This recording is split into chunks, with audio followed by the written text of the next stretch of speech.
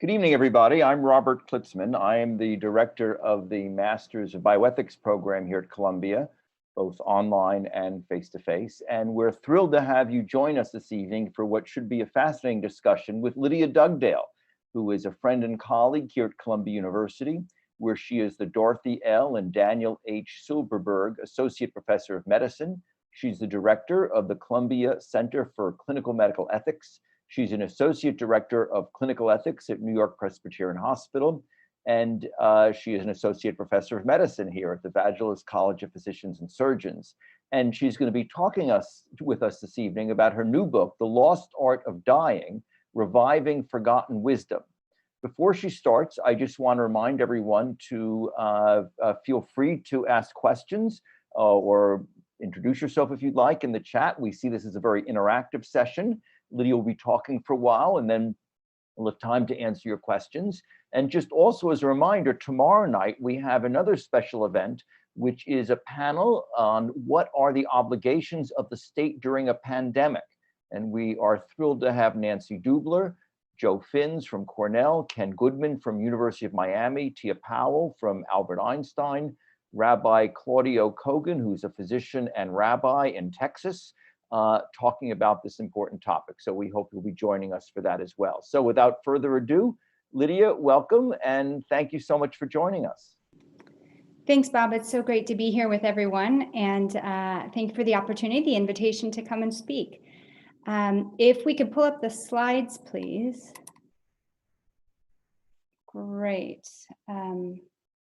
Perfect. Just seeing them over here. I wonder if I can move them over to get us a little bit more situated. Okay, wonderful. So when I'm speaking to a live audience, I like to start with this painting. And usually, when it's interactive and live, I ask the audience, so who painted this? And we have a discussion. And usually I don't have the name of the painting on the slide. And someone in the audience always knows that it's Hieronymus Bosch, who was a painter in the 15th century, 16th century, and was really known for confronting issues of mortality head-on in his painting. This particular painting is hanging in the National Gallery of Art in Washington, D.C. It is called Death and the Miser. And if you look closely at the painting, you'll see in the foreground a healthier version of the miser who is now lying in bed back here. And in his healthier state, he was reaching for the gold. And now as he lays dying, somewhat shriveled up, rather naked, looking rather pale, and attended to by his guardian angel, who is attempting to direct his attention upward, and I'll show you that in a second, he still is being tempted by the earthly pleasures of money. And you can see him here. There's these little demon creatures, which were very popular in the artwork of the late Middle Ages. These demon creatures are tempting him back to his former way of life. If I could have the next slide, please. So this is the slide in its entirety, the painting in its entirety. And you can see what the angel was trying to direct the gaze upward to this crucifix hanging in the window. You see death itself coming in. You see demons above and below in the around the chest that's holding the gold. Sort of all of this rich symbolism, reminding him that his life is limited in part, and also that there are some pretty significant temptations to avoid thinking about death. So this kind of artwork, again, was very popular in the late Middle Ages. It belonged to a collection of items, material possessions that were known as the memento mori. And these were objects that were to remind people of their mortality, remind them of their finitude, the fact that life is limited. And so here's the story of the miser. Next slide, please. This is what I'd like to do tonight. So that was just kind of fun to show you some art. But where I'd like to go with us tonight is to describe to you what I take to be the problem of dying poorly.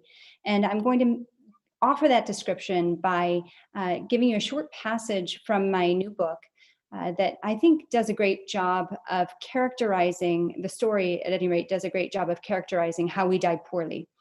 And then I'm going to propose this solution that at least was very popular for more than 500 years and developed during the late Middle Ages, and that was known as the Ars Moriendi, or the art of dying. Ars Moriendi is Latin for the words art of dying. And then finally, we'll talk about whether such an art of dying is in fact possible today. And that's really been where the bulk of my academic work and non-academic work really has been for more than a decade. Next slide, please. Thank you. So let's start with this problem of dying poorly. And the way my book begins is as follows. I'm just going to read to you a short passage. I regret that we resuscitated Mr. W.J. Turner. He was a little old man, aged further by the cancer that had invaded his bones and lungs and brain. He had eluded death for so long that his daughters had begun to whisper of his immortality. They believed, or so they told themselves, that he might live forever. When his organs began to shut down like falling dominoes, he was admitted to the oncology ward at my hospital. His daughters assured the medical team that he would beat this cancer. They told the nurses, do everything you can to keep him alive. The night Mr. Turner died, none of us knew for certain whether his family understood the immensity of his disease or the misery that would doubtless accompany his prognosis. I had never met Mr. Turner. In fact, in that uncanny set of circumstances only experienced by doctors and emergency medical technicians, I encountered his dead body before I met him. Human corpse before human being, death before life. And so I go on to tell the story of this gentleman whom we resuscitated, and we were able to get a pulse back. He was in his 80s, completely riddled with cancer, very cachectic, which is the fancy medical word for very emaciated, just really skin and bones. And he had cancer through his ribs. And he wasn't thriving at all. And we resuscitated him successfully, but we knew his heart would stop again. We moved him to the intensive care unit, called the family in, sat down with them, discussed this with them. And from the standpoint of the clinicians, the physicians and nurses who had been involved in resuscitating him, this was just awful. This was not at all something that we wished to inflict upon him again, knowing full well that for a gentleman of his age, with his degree, with his burden of cancer and tumor, that he was unlikely to even survive the night. And in fact, his heart stopped again, not even a couple of hours later. The family would have none of it, no talk of making him comfortable or withholding chest compressions. It was sort of full court press, bring him back, he's a fighter, we're gonna beat this. And we were able to get the pulse back a second time. And so he, lived on for a few more minutes in the intensive care unit. And then his heart stopped a third time. And we, again, at the family's bidding, resuscitated him, knowing full well that with each compression, we were just disintegrating his ribs. And it really felt, from the standpoint of the medical practitioners, it really felt like we were torturing this elderly gentleman who, by all parameters, did not have much of a shot at life at all. And our third attempt at resuscitation was not successful, and he died. But this story, or he remained dead, I guess, at that point. But this story has stayed with me. This took place while I was a resident, a medical resident, so still in my training. It took place then, but it stuck with me all of these years, in part because I have not often resuscitated the same person 3 times in one night. So that was unique for me, but also sort of just how graphic and intimate and horrible it was, and how we had so much distress about what we were doing, yet feeling like we had no choice but to continue to honor the wishes of the family. And so if I could have the next slide, please. If we are to think about this from a sort of principlism approach, I know that we're an audience of bioethicists and people interested in bioethics. You know, we often boil medical ethics down to these 4 principles, which is sort of a handy and expedient way to think about things. You know, so even if we were to take principlism as our way of measuring this, whether we did the right thing or not, you know, patient autonomy. Would this gentleman, Mr. Turner, have wanted to be resuscitated 3 times? Maybe he had wanted to live and express this idea of wanting to sort of give life a shot, but would he have wanted this amount of in a sense, what felt like torture? Would he have wanted that? Maybe the first time, but maybe not the second, maybe not the third. We don't know. Justice, you know, we often think about, is our treatment of him just? We could ask that question. We could ask about the use of resources is another question. Is this ICU bed appropriate for a gentleman who is dying? And these are questions we wrestle with routinely. And this is, I'm not making a judgment here, but just these are the questions that come up. There's questions of non-maleficence, which means not doing harm. You know, the adage of first do no harm. Are we doing no harm to this gentleman who otherwise is dying by resuscitating him 3 times? And then beneficence, right? Is this good? Are we doing good? And this is a sort of medical ethics 101 approach, but there is a different way to conceive of ethics. And for those of you who have hung out in ethics circles for quite a while, you'll know we have some different language too. If I could have the next slide, please. So there are kind of 3 maybe broader frameworks or approaches in normative ethics that we toss around to think about ethical quandaries that are sort of somewhat thicker, if you will, than the principlist approach. And those are deontology, which is a sort of Kantian duty-based ethics. Then there's consequentialism, which is, or utilitarianism. This is, we often think of Peter Singer with this, what sort of maximizes the good, right? And then there's virtue ethics. And virtue ethics is interesting. It's something that's only sort of gotten press in the last, I don't know, 60 or 70 years. Alistair McIntyre and Elizabeth Anscombe have really brought virtue ethics back to the fore. But this emphasizes, in a sense, the cultivation of virtues, or you might say moral character, or another way the ancient Greeks thought about this was excellences. So the cultivation of these sorts of traits, of these character traits or moral virtues, in order to enable us to sort of address the task at hand. And these were really, these are virtues that are meant to be cultivated over the course of a lifetime. So this is, you know, a different way to think about ethics. So in the case of this patient, Mr. Turner, courage, would he die differently if he had approached death differently over the course of his life, perhaps cultivated the virtue of courage? Would dying look differently if he or others, right? So this isn't restricted to this one case, but others had cultivated patience or humility, right? There are different ways, and this list is not exhaustive by any sense of the imagination, but there are these traits that can be cultivated to help us prepare for the moral challenges we will face. And from my experience as a doc, you know, some of the biggest moral challenges we face have to do with the end of life and helping our patients prepare well for death. And so next slide, please. That brings us then to this proposed solution. At least it was a solution in the late Middle Ages. It developed in the late Middle Ages, the Ars Moriendi, again, Latin for the art of dying.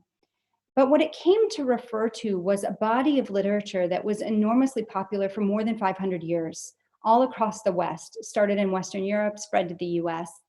And this was a body of literature that helped people, any person, so sort of the lay people, the common people, anticipate their mortality, anticipate their finitude, and then prepare well for death. Now, what was really the provocation of this body of literature was the bubonic plague, also known as the Black Death outbreak in the mid-1400s in Western Europe. Next slide, please. Okay, so I told you it was called the bubonic plague or the Black Death. I had these two different names. The picture on the left shows why it was called the bubonic plague. Bubos are the Greek word for groin, and it was given the name bubonic because of the large lymph nodes that would appear in the groin. They would also appear in the armpit in people who suffered from plague.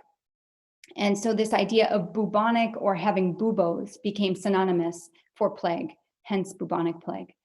It was also called Black Death because of the acral gangrene that would develop on the fingers, the toes, the lips, the nose. It was a very common feature of the plague. And essentially what's happening here is the tips of the fingers, toes, nose, lips, they necrose. The tissue literally dies and turns black and falls off. And so this is the term for Black Death. Next slide, please. The attire was, as you see here, and I always like to have some interaction with the audience on this one. I like to ask people, well, what does this mask remind you of? And you might notice that it looks rather bird-like, and indeed that was intentional. The bird-like appearance was meant to evoke the idea of an Egyptian divinity to ward off disease, okay? And then the beak, though, it was not just aesthetic. It was not just meant to look like the Egyptian divinity, but the beak was actually stuffed with herbs. And the idea was that when the physician is approaching these patients whose fingers and toes are necrosed and rotted and falling off, that the herbs in the beak would help to guard against that stench of decaying flesh. You can see that the eye sockets are replaced with glass inserts to protect the eyes from whatever this disease was that was causing plague.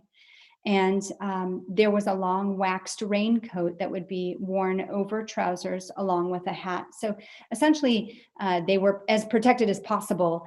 Perhaps the most renowned plague doctor was Michel de Nostradam. Some of you may have heard of Nostradamus.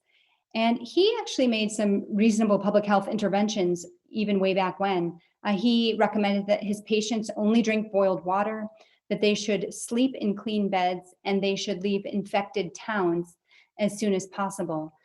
And of course, no one knew what was causing plague, but what we now know is that it was caused, and the medical students probably know this, by Yersinia pestis, which is a small bacterium that was carried between rats and fleas. And so this outbreak of bubonic plague that is estimated to have killed as many as 2/3 of the population of Europe actually came from the east on the rats. And then the rats and the fleas would, the fleas would feed off the rats, and then they would temporarily take the bacterium into themselves, and then they would bite people, and they would also bite more rats. And so this is how it would sort of cycle along. But when the fleas would bite the people, then they would transmit the bacteria, the plague, to people. Now it's easily treated. We still have outbreaks, actually. So those pictures I showed you are modern pictures. It's easily treated with antibiotics now, but it was lethal in the Middle Ages up until the modern era. So I show you this picture of the plague doctor. Next slide, please. But I also wanted to show you this, which is a COVID doctor. And you can see that really, comparing the kind of attire, we haven't changed so much, right? Maybe our masks aren't stuffed with herbs, although perhaps that would help sometimes. But really this idea that we need to cover ourselves to protect from the infectious agent has not gone away. Next slide, please. So this is a painting of by Peter Bruegel the Elder. It's called The Triumph of Death. And this was painted in 1562. So some 200 years after this most awful outbreak of plague. Why do I show this to you? I show this to you because one reason is people often call Peter Bruegel the Elder the second Bosch. So you'll remember that first painting I showed you by Hieronymus Bosch. So there's a way in which he is felt to sort of follow in the Bosch style of painting. But he also forces the viewer to reckon with death. I'm going to have to just look over to my side here so I can get a full view of this painting. I just want to highlight a few things.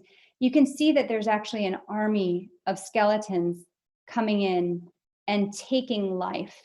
The skeleton in here on the horse is pulling a wagon load full of skulls, right?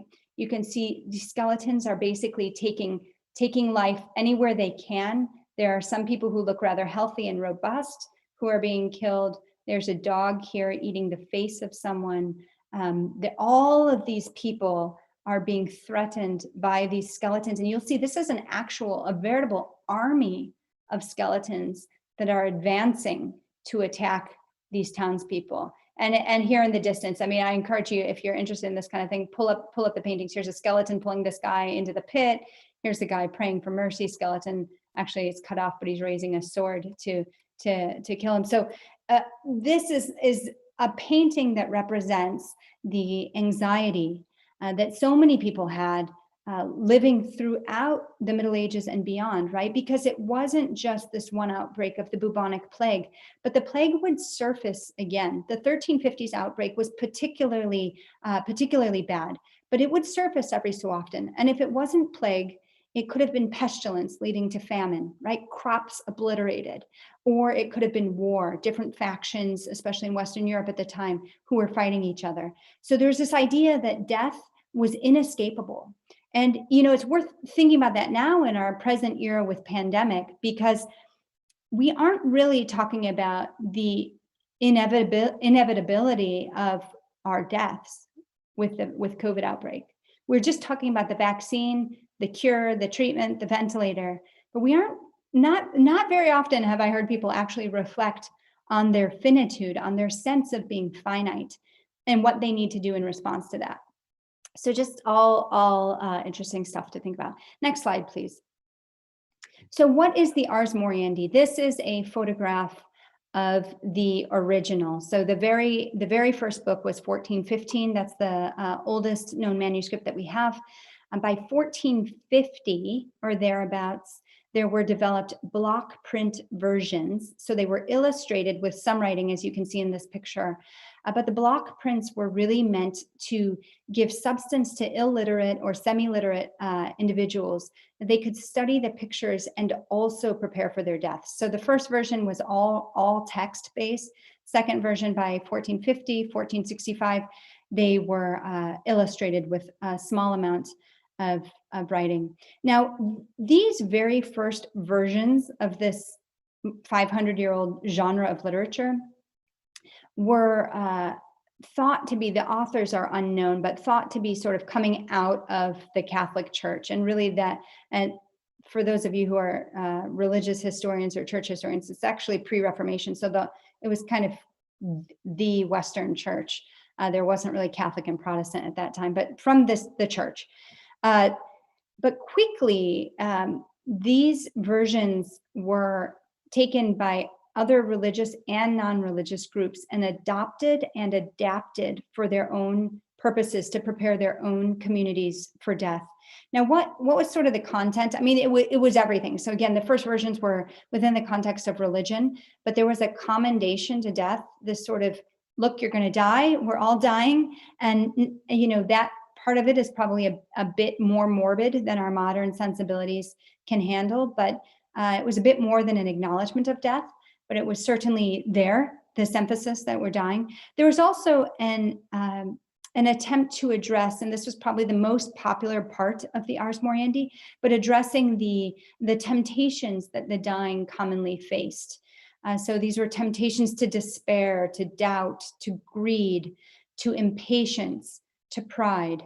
And these were things that really resonated with the people of this time period. There was a Q&A, a question and answer, what's often referred to as a catechism, to help people rehearse, kind of remind themselves of what, what do they believe? What does their community believe? There were certainly protocols that were written out to help people know how to care for the dying. And there were also prayers, both for the community members to say at the deathbed of a dying person, but also for the dying person himself or herself to utter. There's one way that the Ars Moriendi was characterized, and that is as a great drama, where the dying person is the central actor, but all of the community members have an integral part to play in that drama. And they all had roles sort of assigned to them. So even children had a role to play in attending to a dying person. And what happens then is that you see that over the course of a lifetime, now remember, these are periods when many, many more people died, especially many more children died, but people didn't live as long. So death was much more common in the community. But by participating, by playing your part in this great drama of the dying person, you also were rehearsing for your own death and practicing for that. The general premise was that you die how you live. So if you want to die well, you also have to live well. But living well takes practice. It takes cultivating the kinds of character traits that you want to have over a lifetime so that you can carry those through to your death. So these booklets, I told you, they were wildly popular. First picked up from the Catholics by the Protestants, later by the Jews, later by secular society. Drew Faust, who is a Civil War historian and the former president of Harvard University, she has a book on Civil War era in the US. And she talks about how if you were from a good family and you were brought up well, attending to your death and dying was just part of what it meant to live well. So this is, now we might have estate planning. You might meet with your, whatever to make sure your finances are in order. Well, even in the Civil War era, so 150 years ago, people were talking about their mortality, anticipating it, not morbid, not getting hung up, not discussing the demons in the closet, but just talking about it sort of frankly. And if I'm going to die, I want to die. How do I want to die? And what do I have to do now in order to have the sort of death that I hope to achieve? And that's not quite, are all the right people lined up, but it was this bigger sense of what sort of a person do I want to be? What kind of character do I want to have? These sorts of questions played into it. So this was still popular by Civil War era. I told you it was 1415 when it first kind of emerged onto the scene. And it was really popular through to about post. We've talked about so much recently. We have World War I from 1914 to 1918. And the aftermath of that, so massive loss of life in World War I. Aftermath of that is the Spanish flu, right? 1918, 1919. Massive loss of life from that. And we emerge out of that, at least in the United States, as a country that is so tired of death. The last thing we want to do is talk about dying well. And you really start to see a change in, in everything, in literature. The whole genre of literature really fades away. People have studied what pastors were preaching on or clergy people were preaching on in their homilies. And this idea of needing to attend to our living in order to die well completely fades by the 1920s. It had been a part of sort of church life for hundreds of years, fades away. So what's happening? I mean, partly we have industrialization. People are moving to the cities, and they had been at that point, but really moving to the cities for work. We also see a rapid increase in hospitals. So we went from a couple of hundred hospitals in the late 1800s to something like more than 6,000, I think is the number by the 1930s, which is slightly higher than what we have today. And then there's medical innovation, right? We have antibiotic post-surgical recovery units. That's where we had some of our first attempts at CPR. And then we start moving into organ transplantation, chemotherapies, dialysis, you name it. All of that really comes on the scene 50s, 60s, 70s. And by that point, this sort of attention to dying well, it's just completely gone. And for those of you who work in hospitals, you've seen that really, this idea of fighting death, waiting for the cure, the magic bullet, putting all of our resources into innovation, all important. I'm a physician. I think that's all important, but it completely dominates. And the sense that, hey, actually mortality is 100% and always has been, this idea has completely faded away. Next slide, please. I wanted to give you just one quick example. I told you there are these 5 main temptations that many iterations of the Ars Moriendi described in various ways. And this is the original illustrated version. So on the left, you see the temptation to patience. You see this, again, cachectic, skinny, scrawny, emaciated man lying in bed. He's kicking away an attendant that perhaps might be the doctor. That would be here. This is a woman, perhaps his wife. And in Latin, this is scrawled on this scroll. It says, she's saying, see how he suffers. The bedside table is overturned. The floor is littered with, bowl, cup, knife, spoon. There's this young woman who's standing at the foot of the bed. She seems ready to serve, but she doesn't know where to set anything. And what they would have wanted you to see, and certainly if you lived in the 1450s, 1460s, you would have known from looking at this that actually the impatience that a dying person might feel is not at all a result of the illness itself. And if you look down here under the bed, you see the winged demon, and he's this kind of evil creature that's lurking in the shadows of the dying man's bed.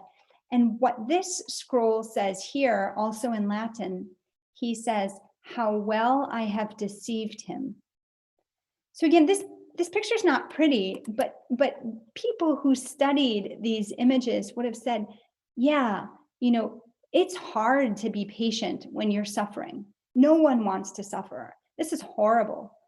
But if, our loved one, if granddad or, whoever it is really having a hard time and just wants to die and get it over with, remember that there are, this is an enchanted world in the 1400s, and there are creatures who are there trying to deceive him and cause him to grow impatient.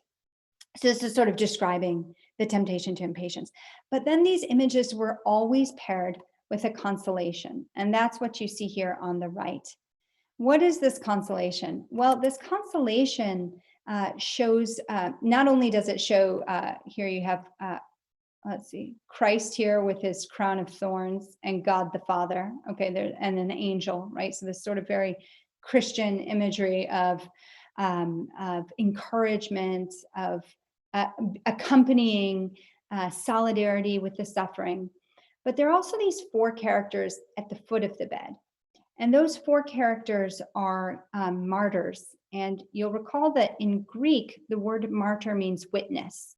So in a sense, these are witnesses to the suffering man. And who are they? Well, I always have to remind myself every time, because I'm no scholar of this stuff, but people, again, of this era, the late Middle Ages, they would have known. The guy with the stones is Stephen, who was stoned to death in the 1st century. And he's there holding his stones at the foot of the bed, right? There's a 3rd century martyr named Lawrence, and Lawrence is standing in the background. He holds a gridiron. He was burned to death on that gridiron. There's someone holding a tower. Barbara is her name. Legend has it that Barbara's father locked her in a tower to keep her away from the seductions of the world.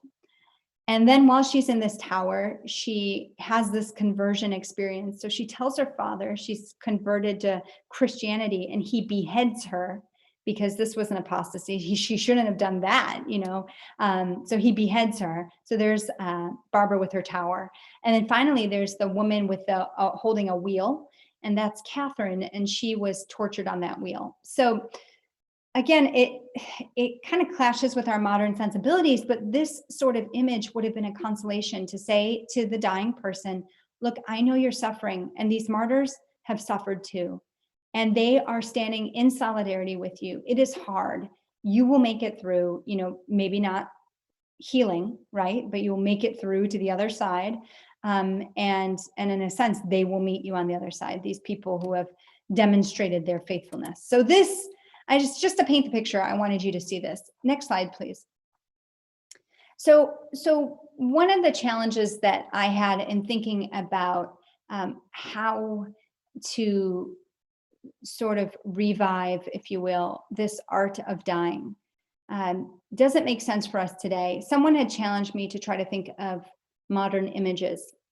And so I actually commissioned an artist to do sketches that would evoke this block print style of the Ars Moriendi. So on the left is the original, one of the original Ars Moriendi block prints from the illustrated version. And then on the right is this image that I had him come up with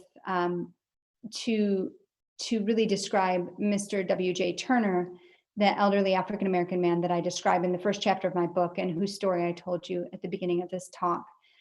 But several elements have to make these modern images different from those of the 15th century. I mean, certainly his ancestry, African ancestry is notable, right? So Western Europe at that time was largely not African. But another distinction is the presence of the modern hospital equipment in a very modern hospital room.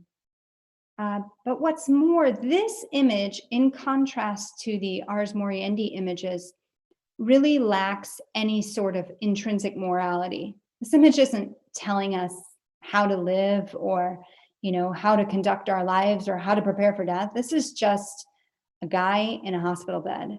And certainly there are no demons lurking under his bed, no angels attending to him, right? So this is really a modern attempt at rendering this that sort of suits our modern sensibilities, but does display dying in a hospital devoid of any larger narrative.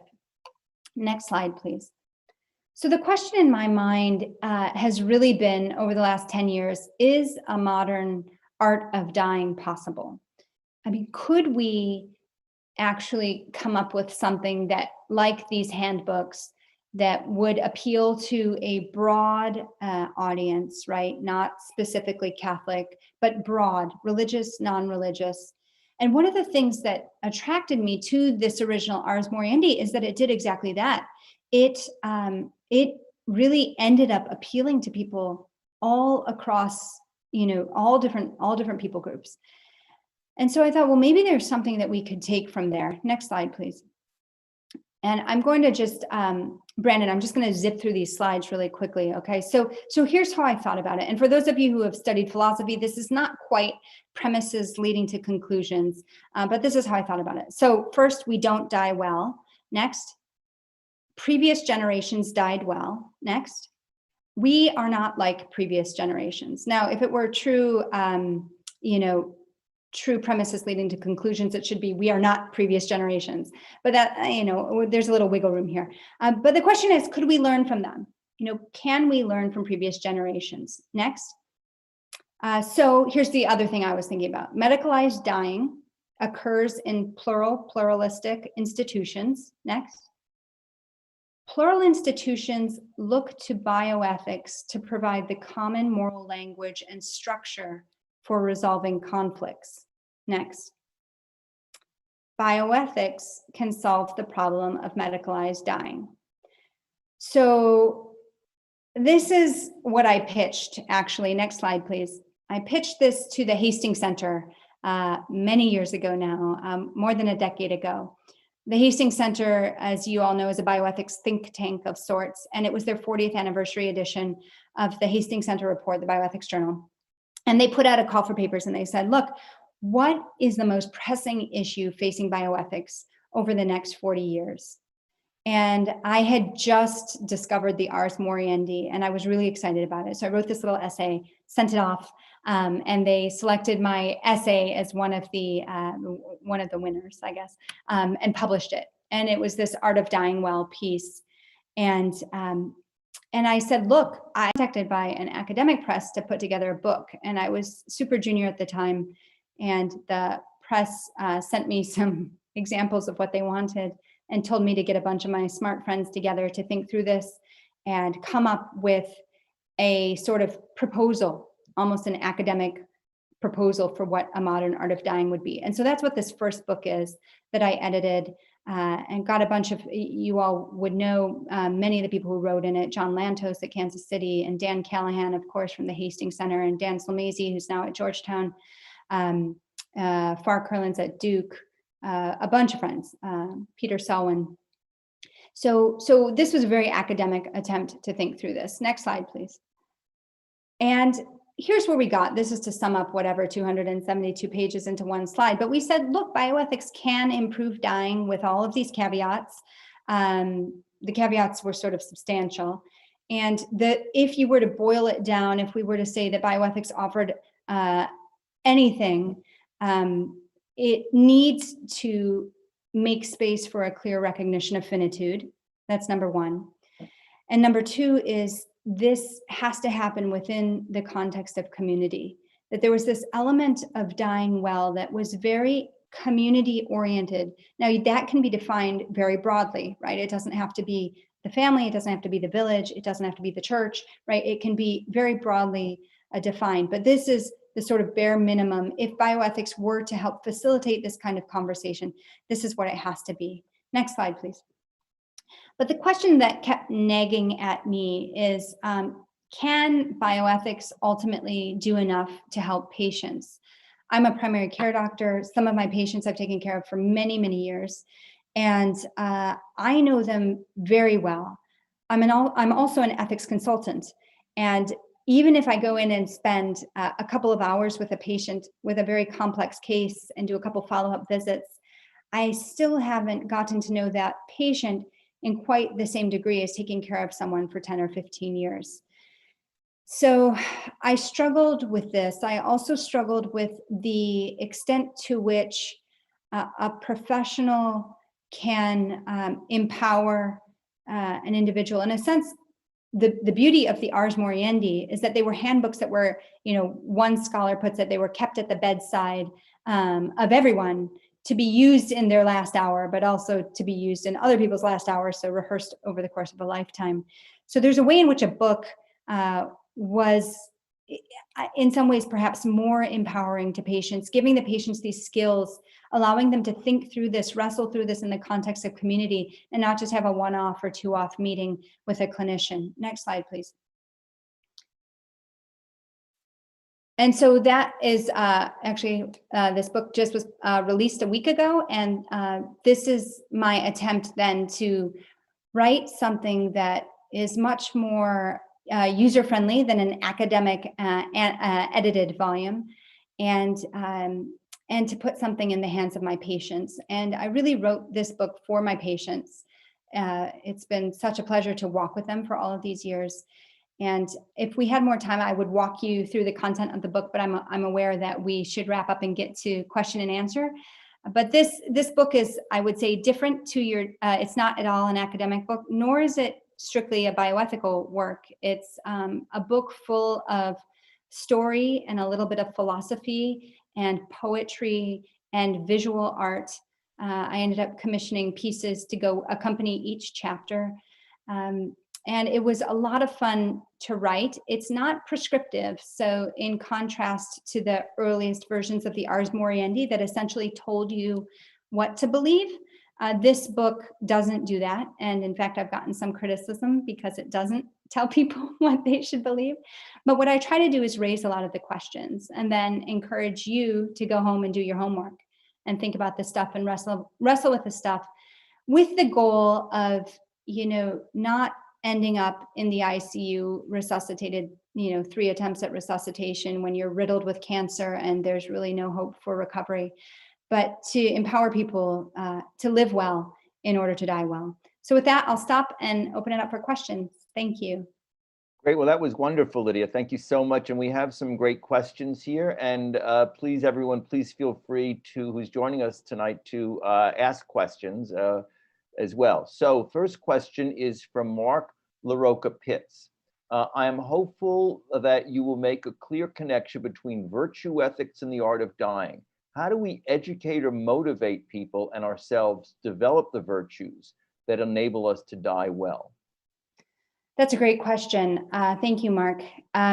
So I suppose it depends on what the angle is. right? So first of all, if you're speaking as a bioethicist, within bioethics, while there is some emerging talk of virtue ethics, there's not a ton.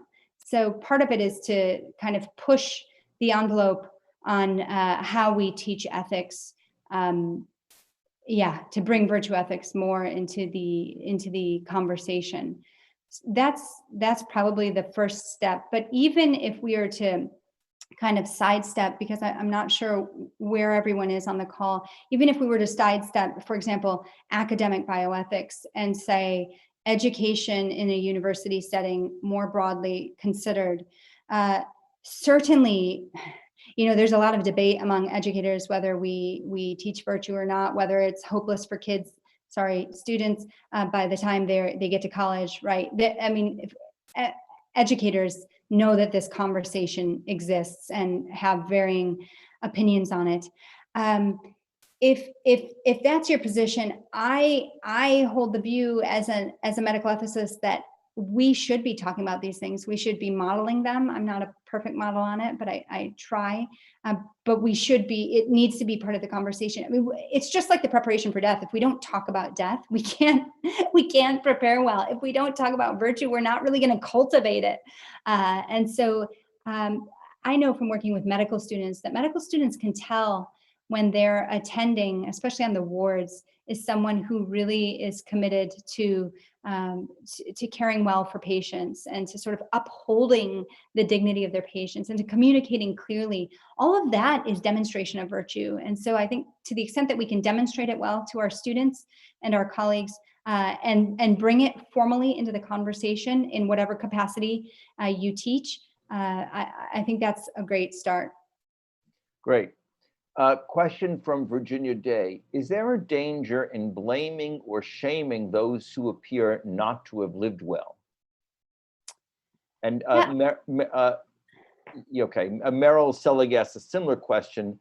Did a bad death indicate that the dying person did not live well? What about the idea of suffering as a way toward redemption? So those are different, but. Oh, good questions. Okay, so I'm not advocating for shaming or blaming anyone. I think it's worth stating that up front. There certainly is a way in which a bad death is relative to the onlooker and relative, but perhaps distinct to the one who is dying. So, for example, in the book, I describe the death of Susan Sontag, whom you probably all of you know is a great writer, fantastic intellectual. Susan Sontag was obsessed with death and yet afraid to talk about it. And she died, she had 3 cancers, and her 3rd cancer that killed her was actually directly related to the treatment she had for one of her earlier cancers. And her son, David Reef, has written a memoir describing his view of Susan Sontag's death. Now, in her mind, she was going to go, raging against the dying light, right? She was going to rage against death all the way, and she did. I think it's his description of her is that she was basically, kind of throwing in the chemotherapy pills all the way until the end. Not a great death in his mind. Certainly to me, it doesn't sound like a great death, but for her, this is what she wanted. So in my academic book, Steve Latham, who directs the Bioethics Center at Yale, has a chapter on how he actually offers a framework for how to conceive of a good death or a bad death. And there is a way in which, according to this framework that he lays out, if the death is consistent with the sort of character that one has, then there's a way in which, even if it is a death that we would loathe, never want to die that way, there's a way in which it can be considered a good death, right? So I guess my point is there's not a one size fits all, but if we are talking more about dying with the sort of virtues, dying with the kind of character, being the kind of person you want to be when you're a little old person and getting close to death, that's also a different sort of cultivation. That's a different kind of work.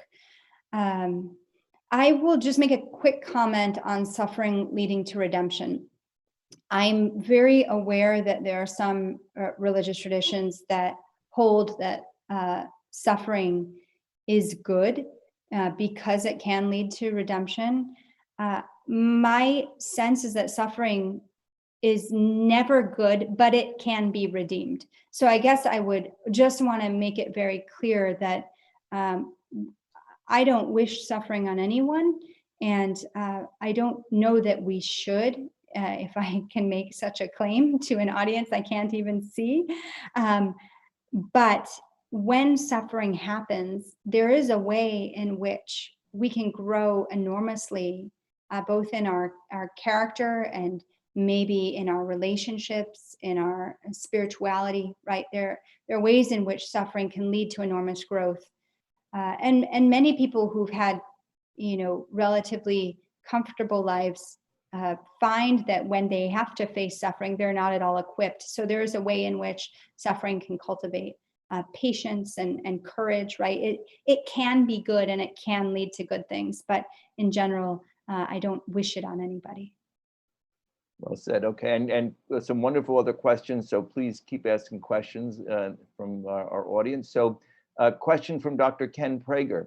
Doesn't amazing things are happening here, which is the motto of a major hospital in New York City, mitigate against thinking clearly about the inevitability of death? In America, we think of death as an option, as I guess sort of merely an option. Yeah, absolutely, Dr. Prager. I couldn't agree with you more, and I think that's part of the problem. In the academic book, I write about how even we as physicians, I think, are culpable for not helping our patients prepare for death. And again, I'm not advocating for getting hung up on the morbid and sort of not trying therapies. And I'm a physician. I take care of patients. I want to see people flourish and do well. At the same time, we do have a moral responsibility, an ethical responsibility as physicians to also help our patients meet their inevitable ends, and to do that with as much grace and charity as we can. And I say this, I mean, part of what motivated me to work on this is having colleagues who have told me, Lydia, I never talk to my patients about death. I never tell them if they're dying. I won't go there because I myself am so afraid to die. I just don't want to think about it. And, there's a way in which I could say, well, to each his own, that's your thing. But actually, as docs, we have a moral responsibility to at least be able to broach these conversations, because it's not fair if we're the ones holding the knowledge that actually, whatever it is, cancer's everywhere. This is not, there's no treatment in the bag. We have to give that information to our patients. And so, but the conversation in the hospital, you're right, is amazing things are happening here. And we're certainly not talking about when the amazing things fail, right? So you're right. We've created a system where we don't talk about it. And that's partly why I've sort of gone down this road of work. So Ben Sarby asks, I see that you have a chapter on rituals in dying. Are there specific rituals you think we can look to in order to learn how to die well when we are on our deathbeds? Well, so, I was raised in the Christian tradition, so I am no expert on Jewish death rituals, but I will say that in working on death, and especially working on that chapter, one rabbi that I interviewed and I write about in the book, she said, how did she put it? I don't want to misquote her, but she basically said, oh, Jews do death rituals the best. If you want to know how to die well, just hang out with some Jews. And she was so great because she taught me so much. I was really struck by so many things on that chapter. The chapter itself is not exhaustive. I say in the introduction to the whole book that this is not a religious book, but there's so much we can learn from it's a book about Western dying, more about the West. And there's so much we can learn from the Judeo-Christian tradition, as we think about preparing for death. So I do then talk about a number of different death rituals. And while I was finishing the book, my own grandmother died. She was just shy of her 98th birthday. And I had, my primary care practice was so crazy busy.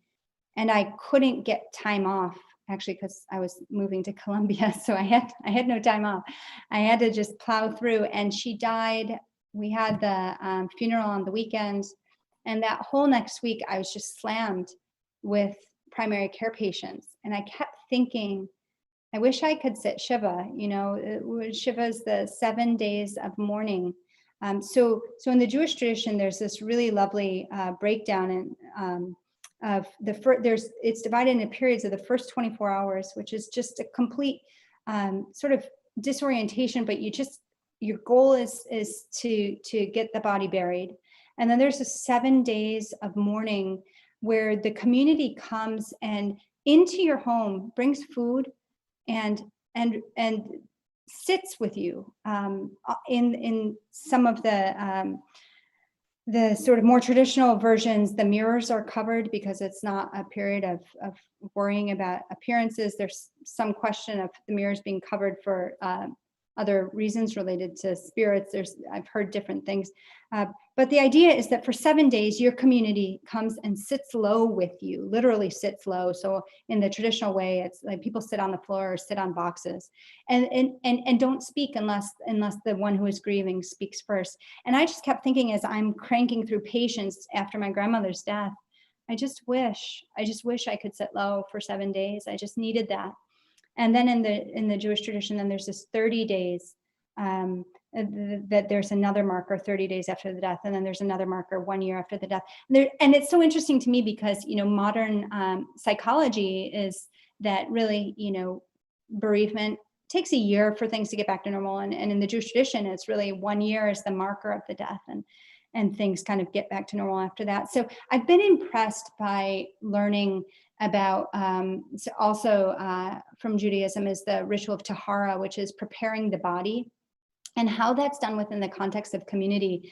I write about all this stuff too, but for me, it's just challenging. It's challenging for me to think through, wow, what have my people done? My people embalm bodies, right? And it's, I've come to have different ideas about that through studying different rituals. So again, not prescriptive, but more meant to raise questions and to get us thinking. And if you read the book and it gets you thinking, then that's my hope. So if I can follow up with that a little bit.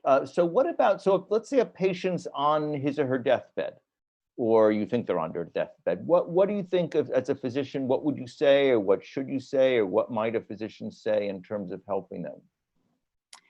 In terms of thinking through ritual? Well, rituals or more broadly. I mean, so yeah. Getting back to your comment earlier that a lot of docs just don't talk about it. Yeah. So one of my attractions to the Ars Moriendi is that it is cultivated throughout the lifetime. Because I've taken care of so many patients, I write about one patient. I went in to see her just before she essentially faded into unconsciousness, and she was so anxious, so fearful about all of it, and knew that she was the kind of person that had just never wanted to think about dying or any of that. So she sort of resisted this her whole life. And now suddenly she realizes, she'd had some conversations, she knew that things weren't going well, and she was completely scared out of her mind.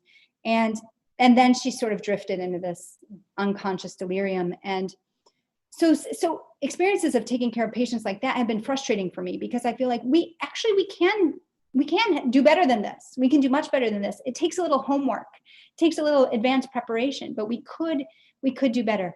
And so, but what do you say? So I'm not dodging your question, Bob, but what do you say at the deathbed? I mean, I often ask my patients, I ask them simple questions like, well, what's on your mind? What are you concerned about? And if it's something existential, I don't know what happens when I die, this, that, or the other thing. Okay, well, how were you raised? What did you believe? What do you believe now? What kind of practices do you have?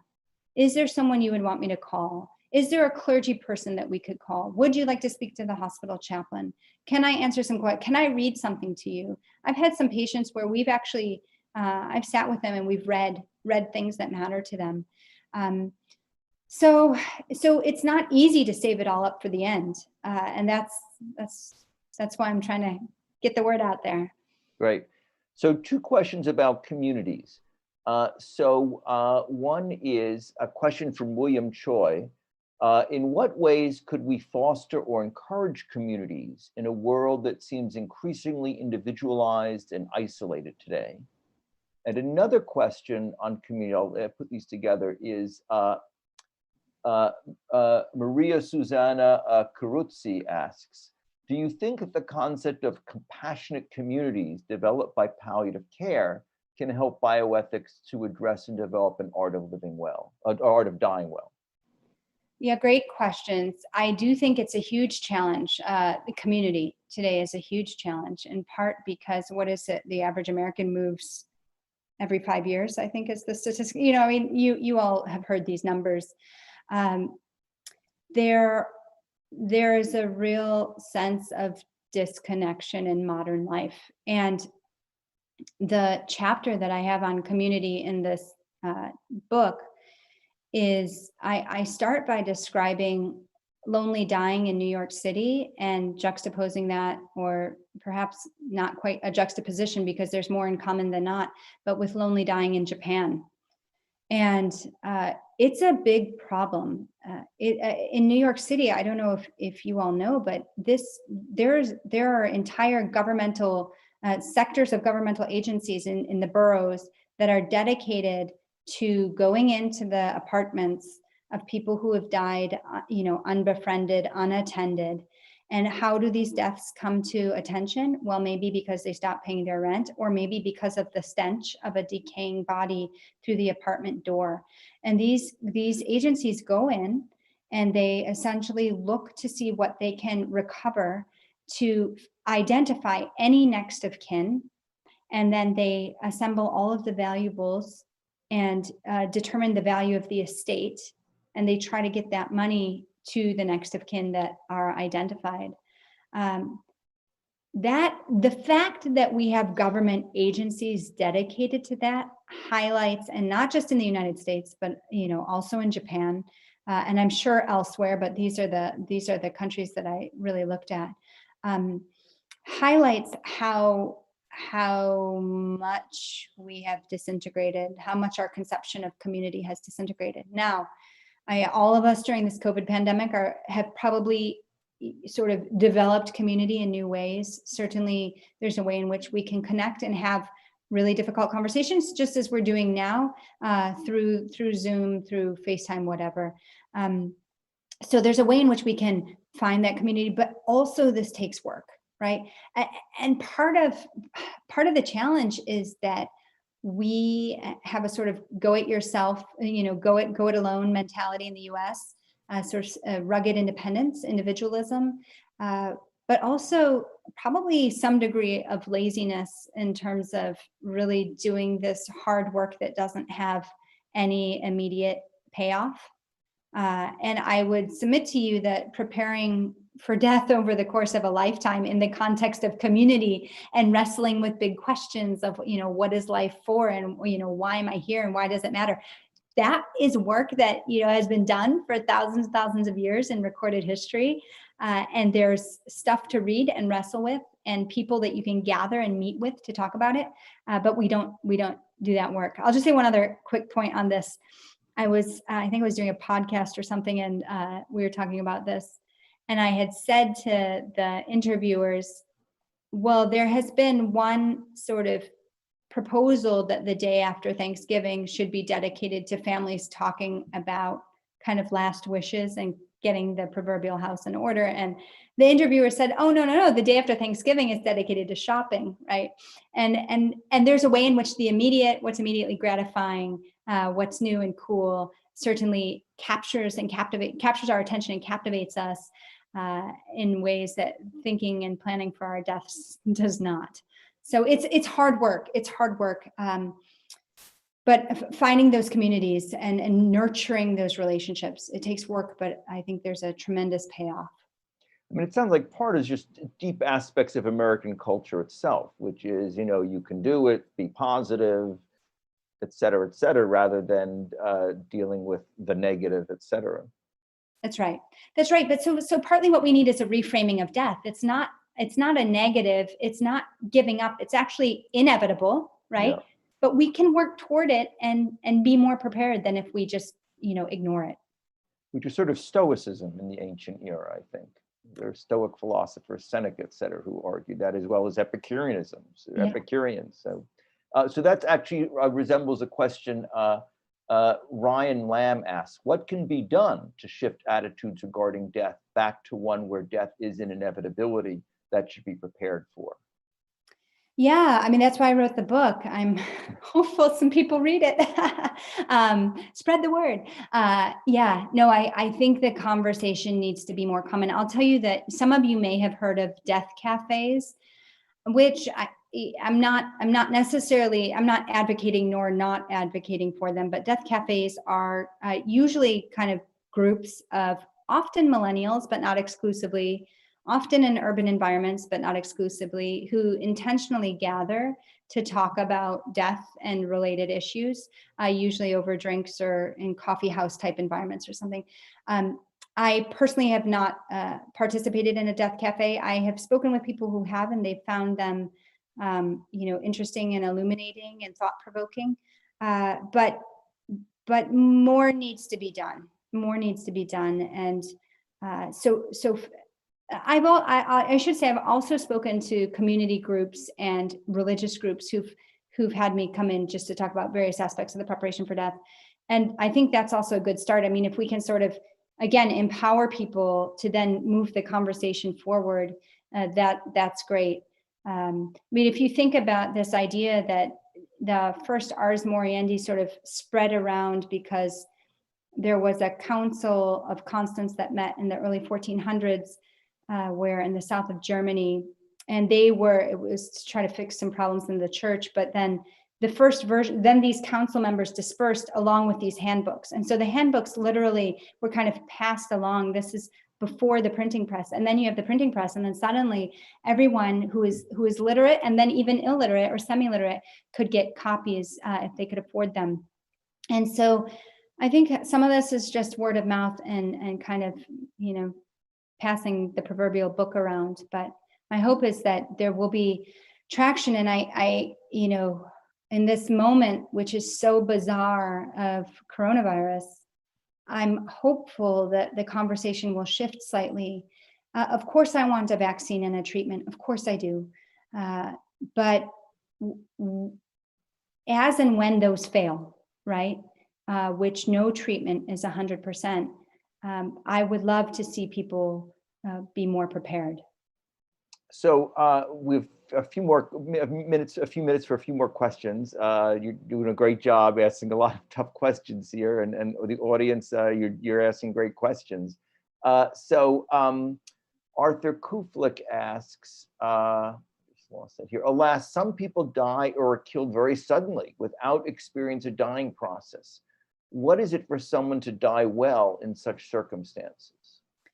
Yeah, so again, I would point you back to the first book in Steve Latham's chapter on pluralism and a good death. But, there's a way in which if you're prepared, right, and you die suddenly, well, then, dying suddenly and painlessly is like a dream. That's what so many people wish that they would have.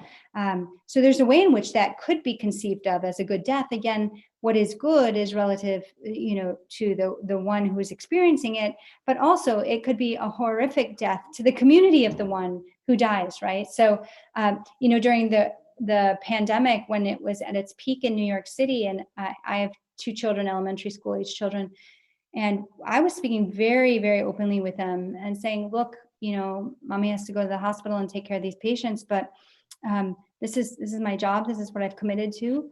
But there is also a possibility that I will get sick, or that you will get sick, or that daddy will get sick. And, one of us could die, or more than one of us could die. And so we need to, especially when we were really getting on each other's nerves, we need to treasure our time together was one of our constant refrains. Let's not fight, girls. You know, we need to really treasure one another because we don't know how many days we have together. And we oh my goodness, we still talk about this. This is, I mean, maybe it's because this is what I write books on, but just to bring this to the fore for children, I think is really important. I mean, this really needs to be part of our conversation. Again, not to be morbid, just to be kind of practical, practically wise, you might say. Okay, so Kathleen Fraser asks, could you speak to the connection between capitalism and hospital structure and denial of death?